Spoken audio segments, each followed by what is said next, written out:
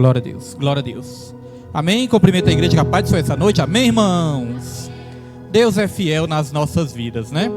Graças a Deus, Deus nos concedeu essa graça de estarmos aqui hoje, irmãos, para cultuar Ele, ouvir louvores abençoados, como já ouvimos, né? E também uma palavra para nos alimentar nessa noite. A palavra de Deus é o alimento espiritual que nós tanto precisamos. Irmãos, a Bíblia fala que o amor de muitos vai se esfriar e o pecado vai aumentar, né? E ali, enquanto os jovens estavam louvando, eu fiquei pensando, o amor de muitos pode se esfriar, irmãos. Mas o que não pode esfriar é o amor de poucos, porque a Bíblia fala que muitos são chamados, mas poucos são os escolhidos. Então, os poucos escolhidos de Jesus, irmãos, não pode deixar a chama se apagar, amém? Os irmãos podem se sentar nessa noite, em nome de Jesus Cristo.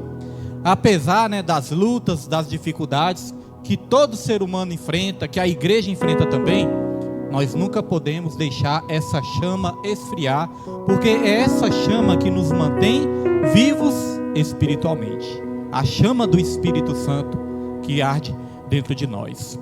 Hoje eu quero convidar os irmãos, não vou convidar os irmãos para abrir a Bíblia não, nós vamos ler aqui no telão. Por quê? Porque muitas vezes, né, irmãos, a gente pede para ler um versículo e cada versão é uma versão diferente. Então às vezes a gente não consegue pregar, né, naquele versículo que a gente quer pregar, porque às vezes um versículo é diferente do outro. Então hoje nós vamos fazer diferente. Hoje nós vamos ler aqui no telão, mas os irmãos que quiserem anotar, decorar esse versículo, nós vamos ler em Provérbios 23, versículo 7. Pedro vai colocar aí. Provérbios 23 é o versículo 7, Pedro, não é o 5 não. Provérbios 23, 7. Estava meditando nessa palavra desde ontem. E ontem uma conversa que eu estava tendo ali enquanto eu ia para o serviço, né? O nosso irmão Jesuíno. Aí nós falamos sobre isso, um pouco sobre isso, irmãos. E aí eu já estava pedindo para Deus uma palavra. Aí eu falei, já que Deus me deu essa palavra, Deus colocou isso na minha mente, por que não levar no dia de amanhã? Então a conversa de ontem até me ajudou a preparar essa palavra para o dia de hoje. E olha só o que diz. Provérbios 23, versículo 7. Nós vamos ler só a parte A. A parte A é o começo do versículo, a parte de cima. Que diz assim, ó: porque como imaginou no seu coração, assim é ele. Porque como imaginou no seu coração, assim é ele. Agora eu quero trazer outra versão que eu gosto mais ainda para pregar essa palavra. Tem uma versão que diz assim, ó: assim como imagina na sua alma, assim você é. Assim como imaginar na sua alma, assim você é. Então, irmãos, o que eu quero falar hoje, trazer para a igreja, né? O título dessa ministração é: quem você pensa que é? E esse título é justamente para chamar a atenção mesmo. É justamente para nos despertar, para chamar a atenção sobre algo. Quem você pensa que é? Porque, irmãos, essa palavra, esse versículo, muitos usam esse versículo para falar do poder do pensamento. Só que esse versículo, irmãos, ele não fala do poder do pensamento. O contexto desse versículo não fala do poder da mente. E nem a Bíblia ensina sobre o poder da mente. A Bíblia ensina, irmãos, sobre o perigo da imaginação.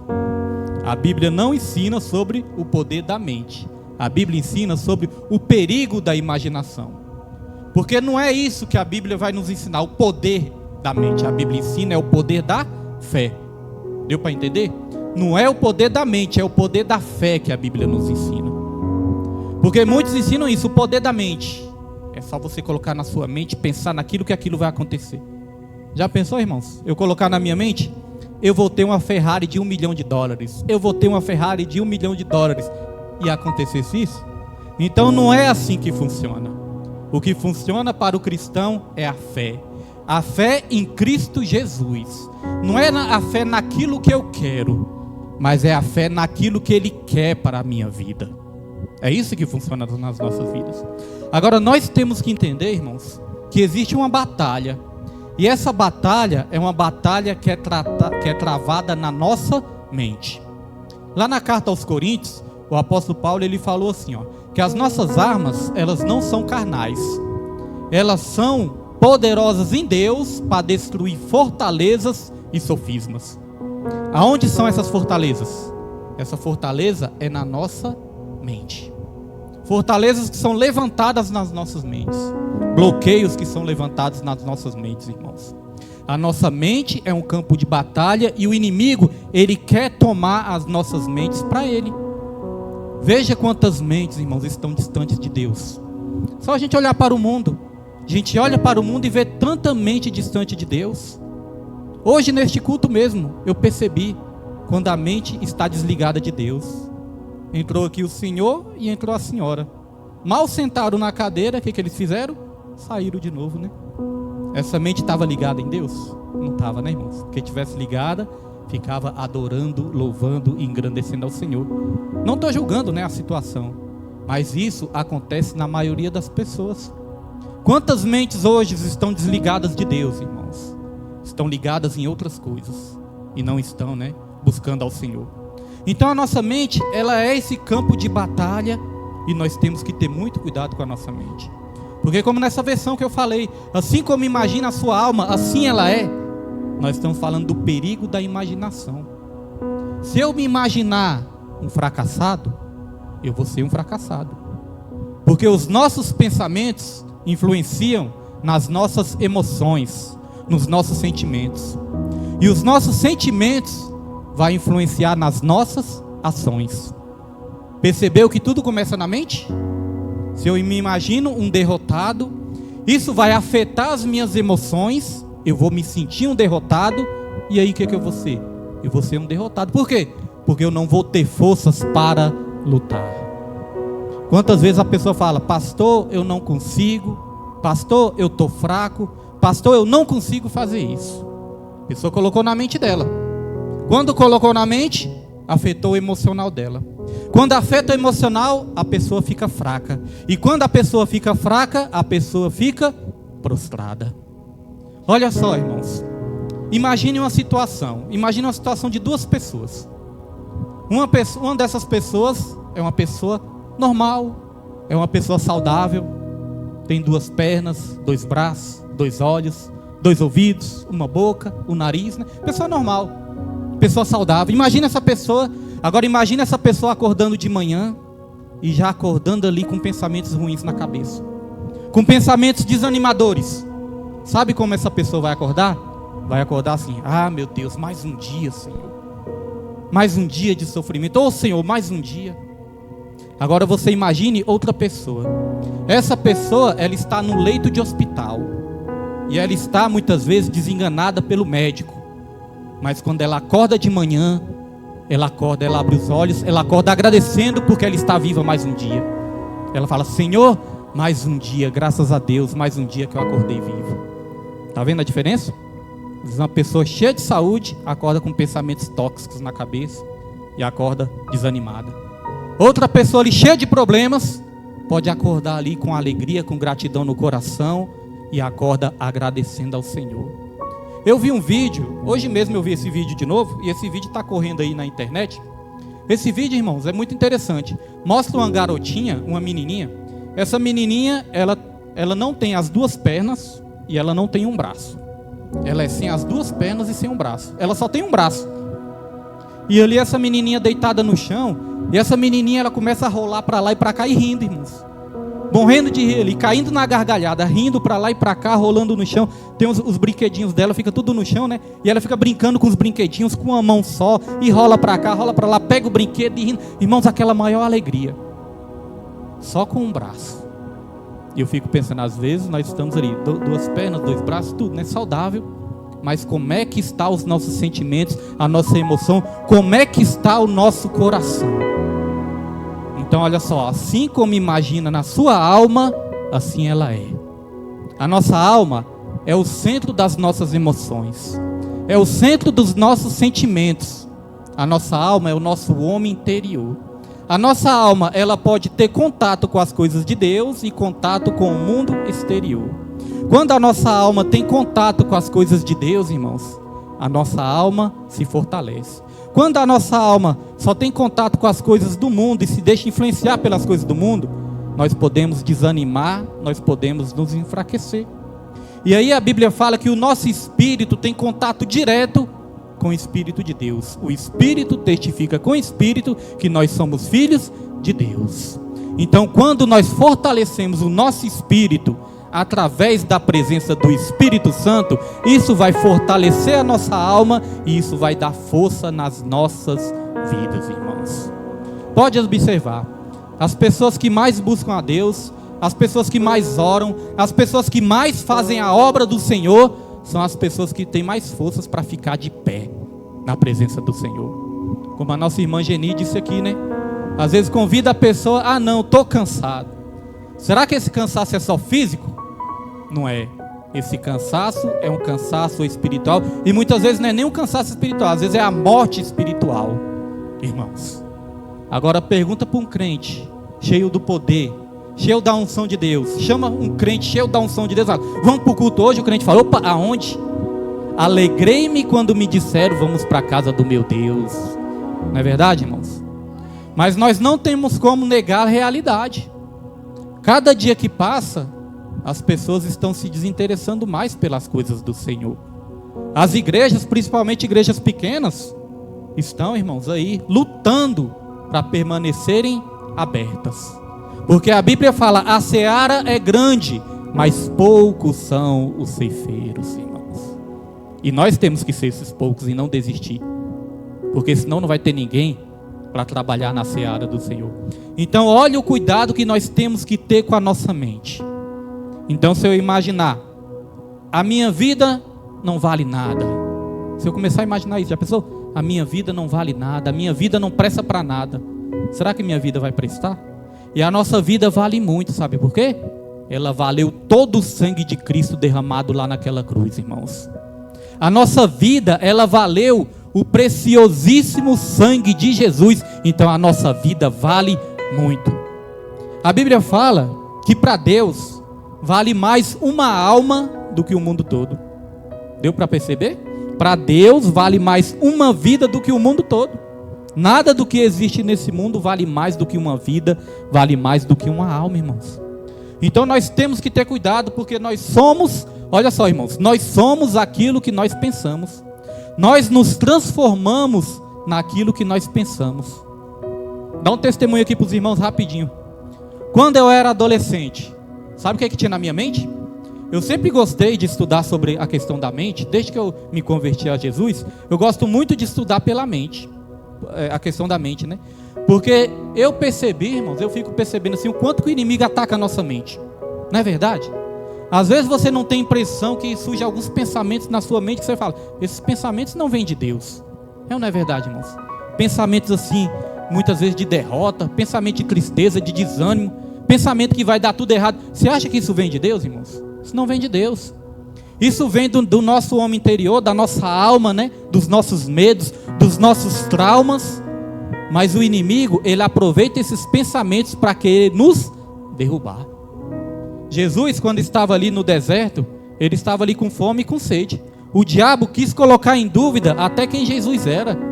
O diabo falou assim, se tu és mesmo filho de Deus, transforma essas pedras em pães. O diabo quis lançar dúvida em Jesus, assim como ele fez com Adão e Eva. Não, o dia que você comer desse fruto, você não vai morrer.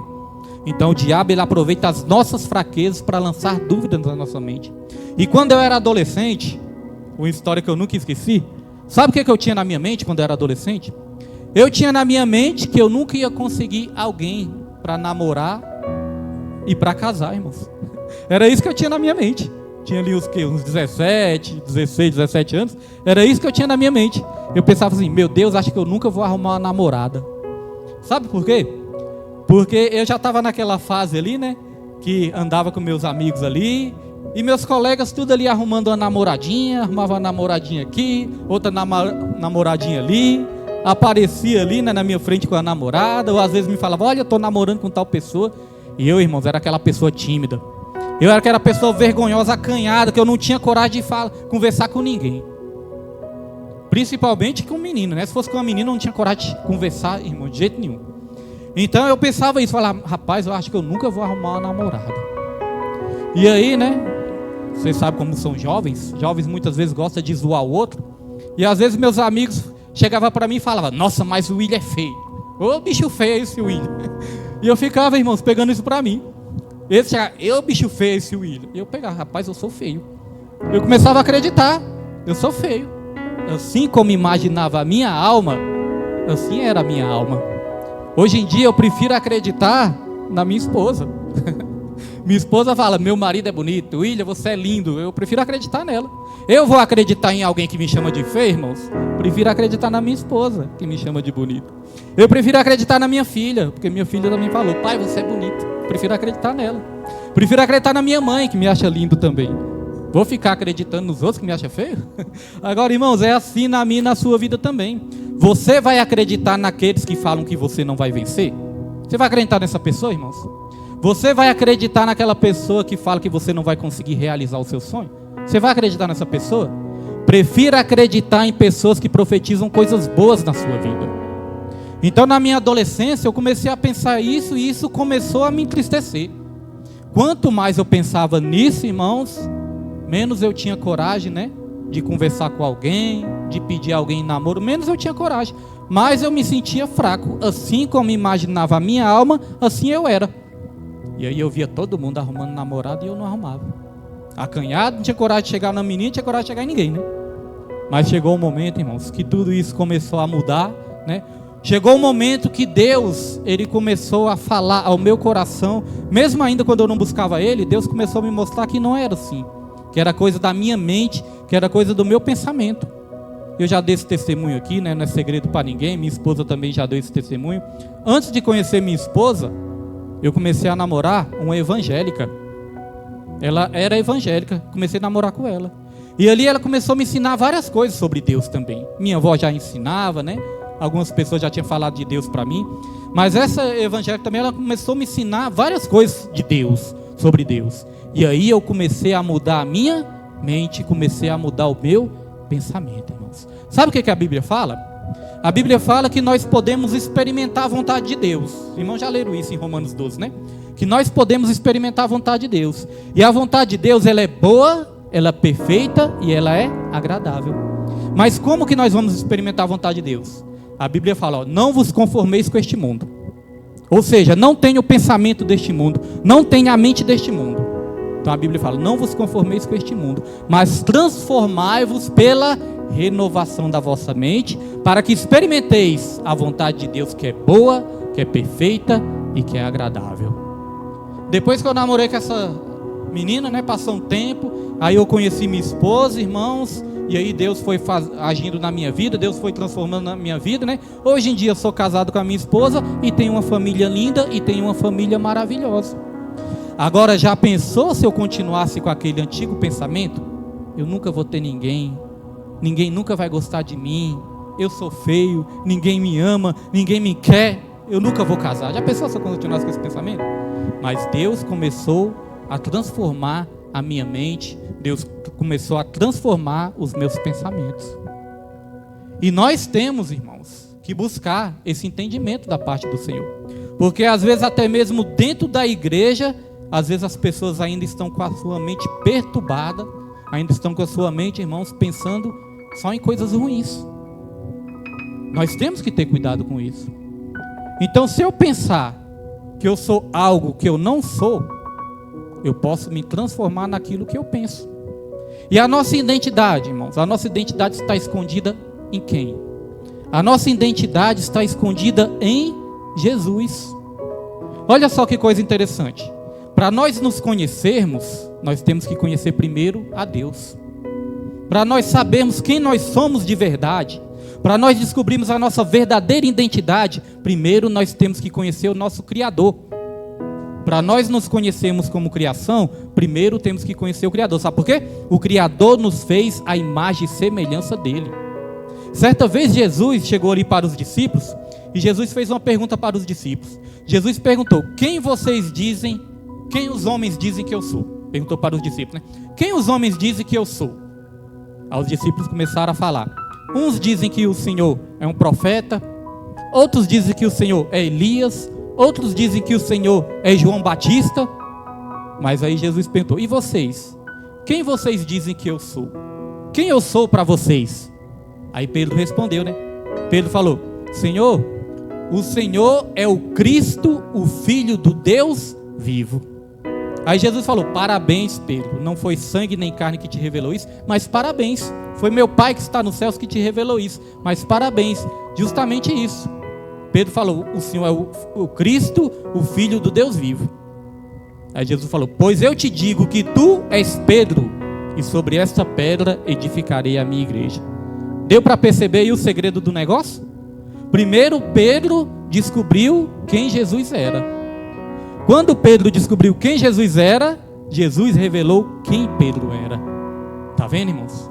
Quando nós conhecemos a Deus, Deus nos revela quem nós verdadeiramente somos. Antes de conhecer a Deus, qual era a minha identidade no mundo? Dando meu testemunho, né? Cada um tem o seu. Antes de conhecer a Deus, qual era a minha identidade no mundo, irmãos? Eu usava uma identidade falsa. Qual era a minha identidade no mundo? Minha identidade era de um alcoólatra, de um pé inchado. Minha identidade era de um drogado. Minha identidade era de um derrotado. Muitos olhavam para mim e falavam: isso é um pé inchado, isso aí não vai dar nada, isso aí não vai ser ninguém, não vai ser nada. Eu sempre conto esse testemunho porque é importante contar. A minha avó, que era profeta, já sabia qual era a minha identidade, porque minha avó falava: o William vai ser crente. Para o mundo, a minha identidade era de um derrotado, de um pé inchado. Mas para minha avó, que já tinha visão de Deus, ela sabia: o William vai ser crente. E quando eu virei crente, ela falou: o William vai ser pastor. E eu pensava: nossa, essa velhinha deve estar caduca, né? Mas ela falava: irmãos, o William vai ser pastor. Percebeu que no mundo eu tinha identidade falsa? A minha identidade, irmãos, estava escondida em Cristo Jesus. Quando eu entreguei minha vida para Cristo Jesus, se concretizou na minha vida aquilo que Jesus tinha para a minha vida. Agora, por que, irmãos? Por que muitas vezes muitos crentes estão dentro da igreja ainda usando uma identidade errada? Usando uma identidade de derrotados, de sofredores, né? Sofredor nós somos, que a Bíblia fala que nós íamos sofrer mesmo. Mas nós não somos derrotados. Como diz lá na carta aos Coríntios, né? Atribulados, mas nunca desanimados, mas nunca derrotados. Agora, sabe o que nós temos que buscar em Deus para nós termos uma mente saudável? Uma mente livre, uma mente liberta? Nós temos que buscar o contentamento. Olha só, contentamento não é conformismo. Eu não estou dizendo para os irmãos se conformar com a miséria, se conformar com a derrota, não é isso. Mas sabe o que é contentamento, irmãos? Contentamento é você estar satisfeito pelaquilo que você tem, e não somente pensando naquilo que você não tem. Satisfeito com aquilo que você tem. E eu vou dar um exemplo aqui. Exemplo do apóstolo Paulo. Olha só o que o apóstolo Paulo falou em Filipenses 4, versículo 11 ao 13. Coloca aí, Pedro. Filipenses capítulo 4, versículo 11 ao 13. Olha só o que o apóstolo Paulo falou, irmãos. Quando o apóstolo Paulo escreveu isso, sabe onde ele estava? O apóstolo Paulo, ele estava numa prisão. E não era uma prisão com ar-condicionado, com a tela de 50 polegadas, não. A prisão que o apóstolo Paulo estava era uma masmorra. Era um lugar fedido, era um lugar frio, era um lugar sujo e era um lugar escuro. Segundo eu estava estudando, irmãos, o apóstolo Paulo muitas vezes, sabe como ele ficava preso? Acorrentava-se os pés dele, colocava-se as mãos dele num buraco, né? E acorrentava-se as mãos também. Ele tinha que ficar em pé. Ele não conseguia sentar e nem conseguia deitar. Muitas vezes tinha que fazer as necessidades até mesmo em pé. Imagine, irmãos, isso é sofrimento ou não é? O apóstolo Paulo, ele estava dentro de uma prisão. Mas olha só o que ele escreveu, irmãos, olha só. Não digo isso como por necessidade, porque já aprendi a contentar-me com o que tenho. O que eu falei? Falei de contentamento, né? Contentamento é o quê? Contentar com o que tem. Olha só o que continua aqui, pode passar, Pedro. Sei estar abatido e sei também ter abundância, Em toda maneira e em todas as coisas estou instruído, tanto a ter fartura, pode passar, Pedro, como a ter fome, tanto a ter abundância como a padecer necessidade. Pode passar. Posso todas as coisas em Cristo que me fortalece. Está vendo aí, irmãos? Que interessante. O apóstolo Paulo, ele estava passando necessidade. O apóstolo Paulo, ele estava passando tantos sofrimentos, mas ainda assim, ele estava contente com o que tinha. irmãos. Agora é difícil entender isso, né? Porque o apóstolo Paulo tinha tão pouca coisa. No lugar do apóstolo Paulo ter uma esposa, ele estava tendo o quê? Um guarda para vigiar ele. No lugar do apóstolo Paulo ter joias, ele tinha o quê? Correntes prendendo os braços e as pernas dele, né? No lugar do apóstolo Paulo ter uma cama macia, confortável, ele dormia muitas vezes, era em pé. No lugar do apóstolo Paulo ter uma casa abençoada, uma casa confortável, o que ele tinha? Uma cela fria, uma cela escura. Ele tinha tão pouco, mas ainda assim ele era contente. Sabe por quê? Sabe qual é o segredo da coisa? O apóstolo Paulo, ele fala assim: eu aprendi o segredo a me contentar com todas as coisas, né? Eu aprendi a ter fome, aprendi a me contentar com a fome, aprendi a me contentar tendo frio. Eu posso todas as coisas naquele que me fortalece. Eu aprendi a me contentar mesmo passando as dificuldades. E ele falou que ele aprendeu um segredo. E o que é um segredo? Segredo é algo que você sabe e que ninguém sabe. Segredo não é isso? Segredo é algo que você sabe e que muitos não sabem. E esse segredo que nós precisamos descobrir, quem nos revela esse segredo, sabe quem é? A palavra de Deus. Sabe por que o apóstolo Paulo ele se contentava? Porque ele não focava nas coisas que ele não tinha. Ele focava era nas coisas que tinha. Quantas pessoas são infelizes porque não tem algo? Ah, se eu tivesse um carro do ano eu ia ser feliz. Aí às vezes tem um carro do ano, aí passa o ano, quer um carro mais novo ainda, né? Ah, se eu tivesse um celular de última geração, acho que eu ia estar feliz. Aí o celular de última geração fica ultrapassado, aí quer outro. Enquanto a gente estiver buscando contentamento nas coisas materiais, nós nunca vamos estar contentes, porque sempre nós vamos querer mais e mais, irmãos.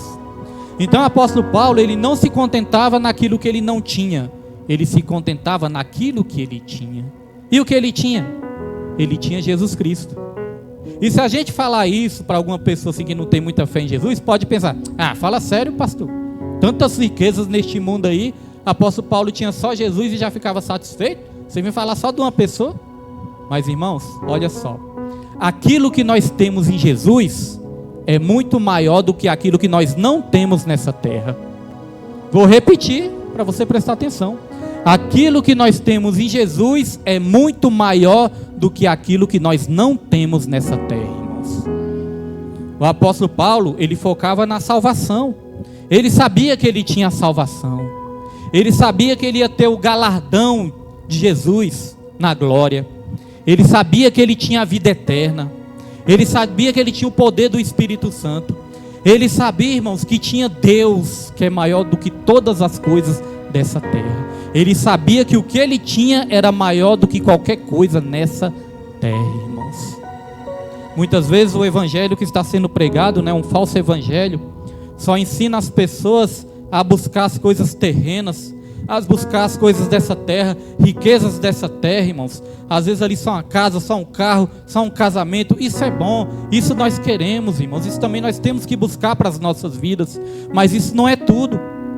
Porque às vezes as pessoas ficam insatisfeitas porque não conseguem adquirir aquilo que tanto quer. E aí fica com raiva de Deus, fica com raiva da igreja, perde a fé, perde a esperança.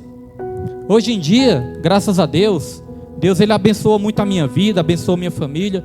Hoje em dia nós conseguimos conquistar várias coisas também dessa terra, coisas materiais, conseguimos conquistar. Mas nem sempre foi assim. Chegou um momento da minha vida, assim que eu fui morar junto com a minha esposa, nós não tínhamos nada, irmãos. Nós não tínhamos nada. Nós não tínhamos casa, nós não tínhamos fogão, nós não tínhamos geladeira, nós não tínhamos nada. Quem começou a me dar as coisas, para mim e para minha esposa, foi minha avó. Foi a falecida minha avó. Deu uma coisinha aqui, outra coisinha ali. Deixou a gente morar lá no Parque da Barragem, né? Hoje em dia chama mais de Águas Lindas mesmo. Mas no meu tempo chamava de Parque da Barragem. Nós fomos morar lá em Águas Lindas 2. Lá em Águas Lindas 2, não é igual está hoje em dia não. Oi.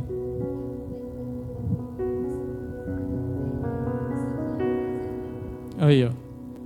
Minha esposa tinha uma coberta, mas nem a coberta dela deixaram ela levar, né? Os irmãos dela pegaram a coberta delas, nem a coberta dela deixaram levar, porque eles gostavam muito da coberta da minha esposa. Aí o que acontece, irmãos? Aí minha avó deixou a gente morar lá em Águas Lindas. Lá em Águas Lindas não era igual é hoje, não. Hoje em dia tem asfalto para todo lado, tem comércio, tem tudo, né? Quando nós fomos morar lá, irmãos, era uma casa aqui e outra casa 2 quilômetros depois da nossa, 1 quilômetro, 2 quilômetros. Era uma coisa assim, né? Tinha um vizinho aqui e 2 quilômetros à frente aqui tinha outro. Era só mato, escuridão. Era um poste que funcionava e 10 que não funcionava. Mato, escuridão. No tempo do sol era poeira, irmãos, que a gente tinha que usar máscara. Muito antes dessa pandemia a gente já usava máscara. Quando ia para Águas Lindas tinha um ônibus que se chamava Transprogresso. Esse Transprogresso, o nome era bonito, né? Mas o ônibus era feio, irmãos. Esse Transprogresso, o motorista usava máscara, o cobrador usava máscara e a gente tinha que entrar no ônibus de máscara. Porque quando ele começava a andar, irmãos, era poeira, a poeira tomava de conta. A gente protegia o nariz, mas o olho chegava lá sem enxergar. Chegava tendo que lavar o olho. Então era muito difícil, nossa vida era difícil. E aí, irmãos, muitas dificuldades. Minha filha, né, quando veio ao mundo também, enfrentamos muitas lutas, muitas dificuldades. Mas aí nós fomos perseverando. Fomos trabalhando, trabalho duro, trabalhando. Mas chegou um momento que Deus entrou na nossa vida. E quando Deus entrou na nossa vida e mudou a nossa mente, irmãos, tudo ao nosso redor começou a mudar também. Todo o ambiente mudou. Quando nós temos a nossa mente transformada, o ambiente ao nosso redor muda também. É ou não é verdade? Quando você está com sua mente feliz, alegre, você não leva alegria para onde você vai? Agora quando você está com sua mente confusa, triste, angustiada, irmãos, o lugar que você vai também vai ficar triste. Então note que a mudança não começa no exterior.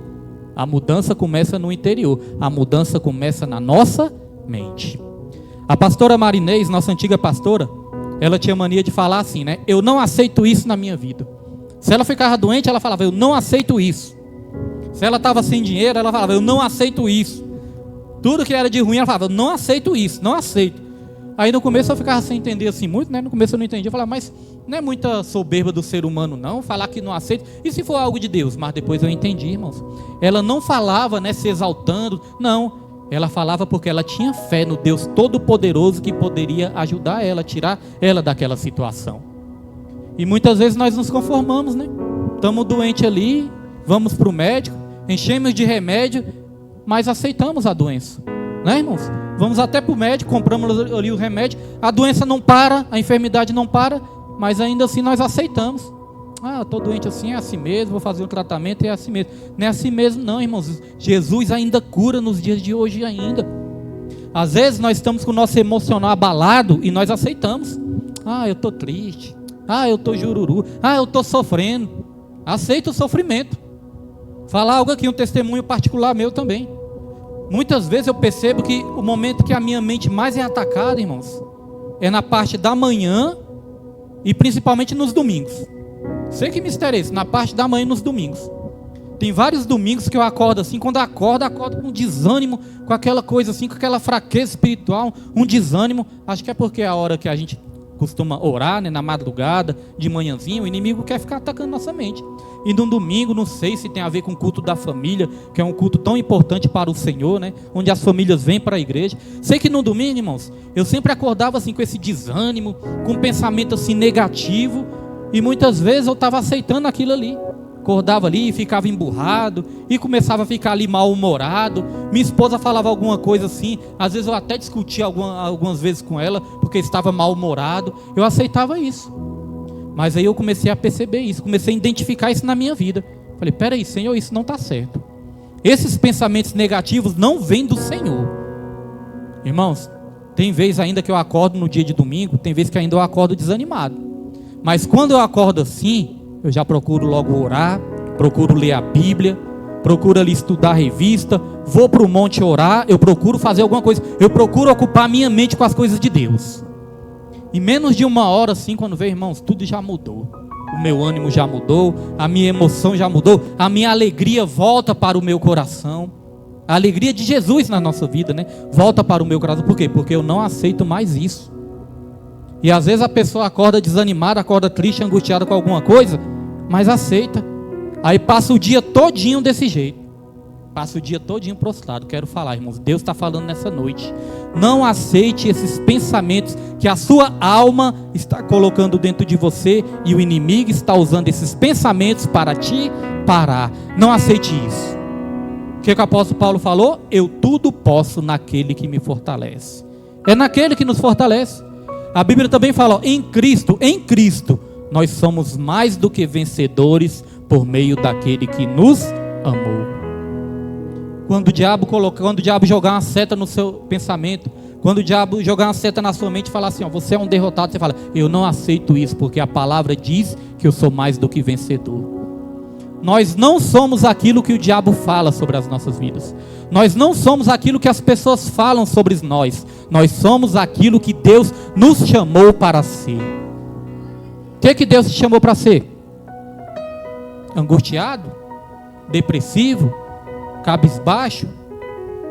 Doente? Não foi isso que Deus te chamou para ser, não. Deus te chamou para ser mais do que vencedor por meio daquele que te amou. Deus te chamou para ser obreiro da casa do Senhor. Deus te chamou para ser um evangelista, para ser um missionário, para ser uma missionária, para ser um ganhador de almas, para ser uma ganhadora de almas. Deus te chamou para ter vida e vida com abundância, meus irmãos. Não aceite o inimigo falar o contrário, não, irmãos. Hoje em dia eu não tenho aceitado mais. Os irmãos sabem, vida de pastor não é fácil, não. Vida de pastor é fácil, irmãos? Você lutar para manter uma igreja aberta, mesmo muitas vezes não tendo muita gente, mesmo muitas vezes as pessoas sumindo. Você acha que é fácil lutar? Aí um irmão está com um problema aqui, outro irmão está com um problema ali, outro irmão... Sempre tem alguém com algum problema precisando da ajuda do pastor. Irmãos, é várias vidas envolvidas. Às vezes não é ajuda financeira, né? Mas às vezes é ajuda de oração, de fazer propósito, de ouvir um conselho. Mas sempre tem alguém precisando. Então não é fácil. Agora eu aprendi isso. Toda vez que eu estou desanimado, toda vez que eu estou triste, eu coloco a mão no arado. Tem um ditado que diz assim, ó, mente vazia é a oficina do diabo. É verdade, né? Mente vazia vai ser a oficina de quem? Quem vai trabalhar na mente vazia? É o inimigo, né? Já percebeu na Bíblia que Deus dificilmente, né? Eu não vejo Deus chamando pessoas desocupadas. Quando Deus chama a pessoa ali, a pessoa já está envolvida com algo. Quando Jonas estava ali naquele barco fugindo de Deus, o que o capitão do navio perguntou? Qual é a tua ocupação? Então Deus, ele chama, irmãos, pessoas, né, que não estão com a mente entregue ao inimigo, irmãos. Porque a mente entregue para o inimigo, muitas vezes nem vai ouvir a voz do Senhor. Primeiro Deus, ele vai se revelar para aquela pessoa. Primeiro Deus vai mostrar quem é. Deus vai se revelar através de um profeta, através da palavra, através de uma pessoa. Deus vai se revelar. Depois que Deus se revela para aquela pessoa, a mente daquela pessoa fica ocupada com a palavra do Senhor.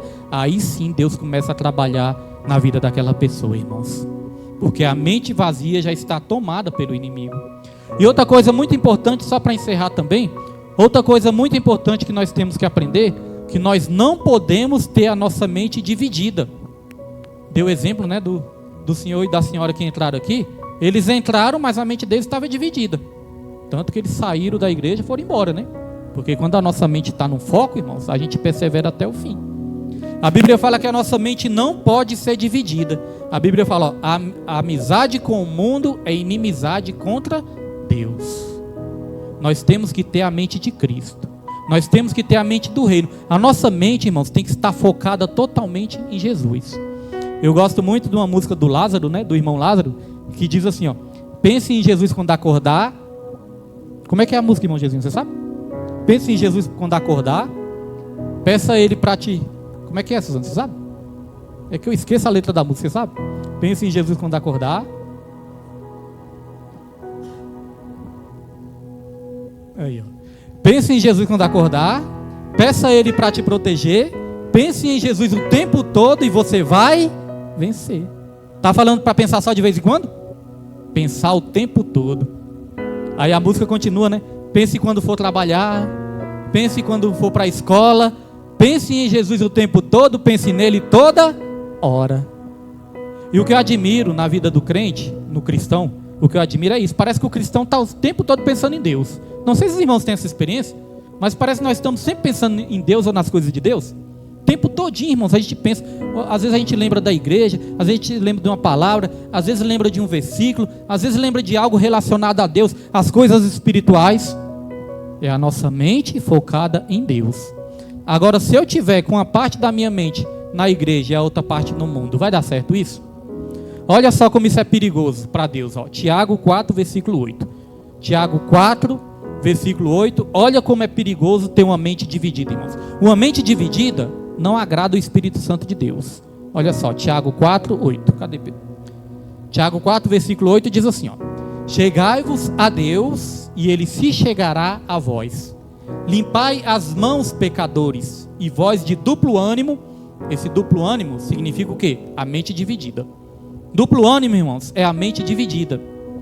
Às vezes a mente é de vencedor, às vezes a mente é de adorador, e às vezes a mente é, não consigo fazer mais nada para Deus.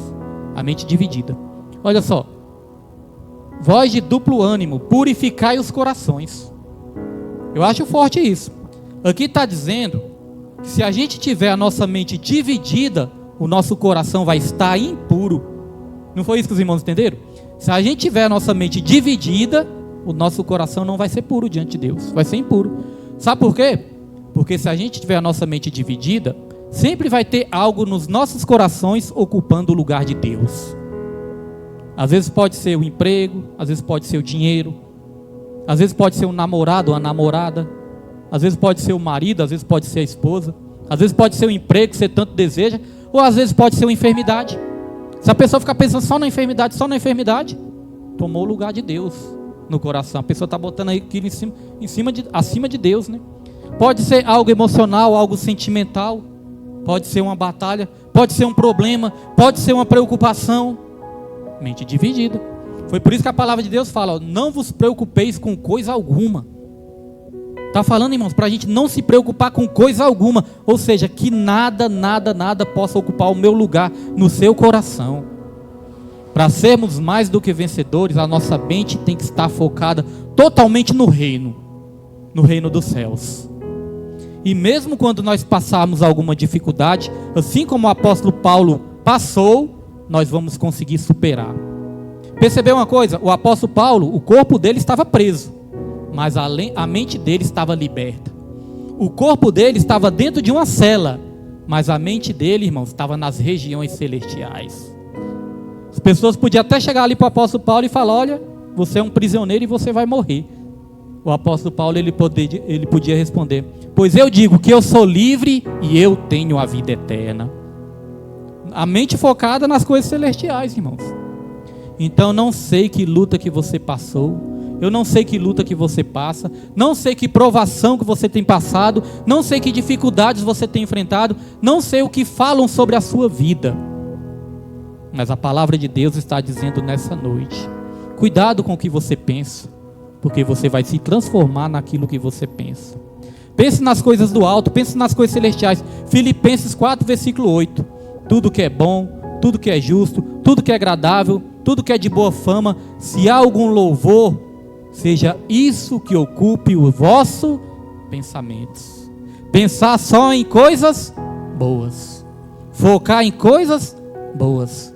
Focar nas coisas dos céus e não nas coisas do inferno. Pastor William, como assim? As coisas do inferno, irmãos, é a morte, né? É a injustiça, é a violência, é as decepções, é as traições. São as coisas do mal. Pensar nas coisas de Deus na sua vida. Saber que Deus te chamou para uma grande obra. Você não é aquilo que a sua alma quer que você pense que você é. Porque você sabe que você, muitas vezes, você ouve a sua alma. Quem não se lembra do salmista Davi, né? O salmista Davi estava conversando com a própria alma. O salmista Davi falou assim, ó: por que te abates, ó minha alma? Por que te perturbas dentro de mim? O salmista Davi conversando com a própria alma.